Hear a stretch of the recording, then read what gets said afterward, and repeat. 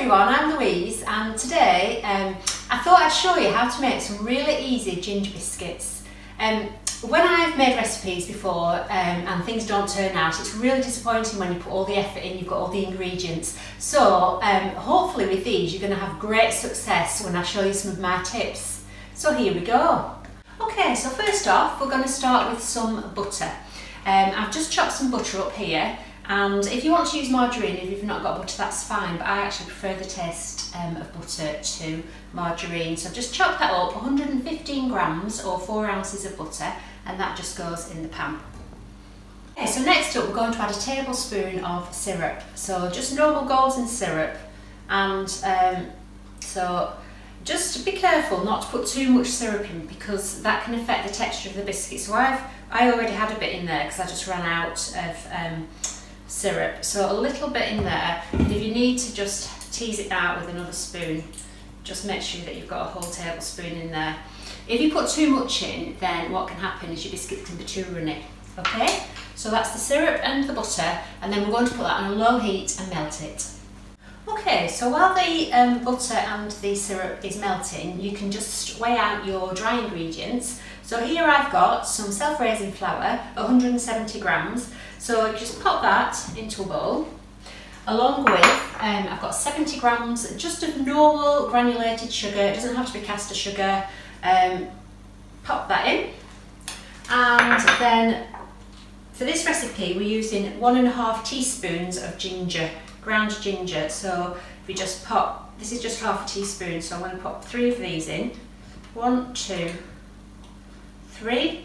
And then just so that your biscuits rise a little bit, I'm going to use a little bit of bicarbonate soda, and it's just a half a teaspoon of bicarb, and that all goes in there. Okay, so once you've got it all in a bowl like this, it's important that you give it a good mix, because otherwise you might get bits of ginger that are stronger than the other parts in your bowl. So good mix, so that you can't really see any ginger, and it all mixes up together. It looks a nice sandy colour.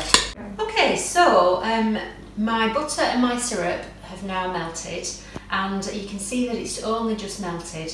But if I was to pour it in now, it'd be a little bit too hot. So what we need to do is just let that rest for about 5 minutes until it's a little bit cooler, and then we can add it to our mixture.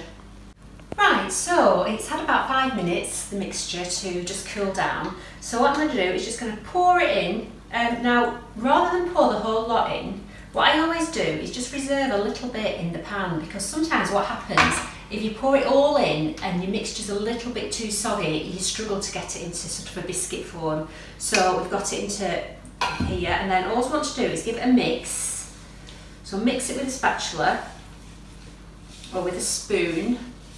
And once it starts coming together, you can see whether you can afford to add a little bit more mixture. Now, if you can see this mixture, there's bits of flour that I can see, so it means I can add a little bit more of that. But the thing is, if you add too much of it, what happens, your biscuits just don't rise, they go flat, and it's just making sure that you just get enough. So I just do it with the spatula. I like to put as much of the mixture in as I can, because I feel that that makes your biscuit a little bit more chewy. So I'm just going to not put all of it in, but just a tiny bit more, just so that I get a nice sort of texture. Mixtures sticking together, it's time to form it into little balls for your biscuits. But what I'm going to do first of all is just give my just a baking sheet, normal baking sheet, and I'm just going to give it a little spray with some oil. It's easy, it's just sunflower oil, and just give it a little, there we go, just so that they don't stick. Okay, so first of all we're going to take a piece of the stuff and roll it into like a little ball, just gently. It doesn't have to be a really tight ball, just a gentle ball, probably the size of just like a little bit less than a golf ball. So there, we've got one like that, we've got another, and you can probably fit about 9 on this tray. So we're just going to spread them out evenly. If you put them too close together, then they will run into each other. So I think usually with this recipe, I'm not quite sure, I make about 9 or 10 biscuits.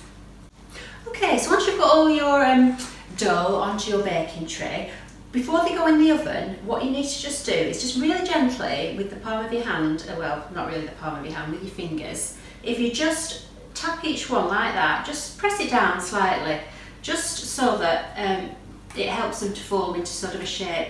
And what I quite like, what happens when you do this is you get these little cracks, and these cracks expand in the oven and then they make them look like really yummy biscuits. I'll just give that one a little bit more of a press.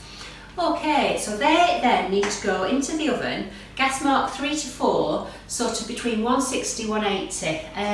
I think I used to start off doing these at 180, but I'm going to put them in at 160, that's gas mark 3. And literally, I always check them after about 6 minutes.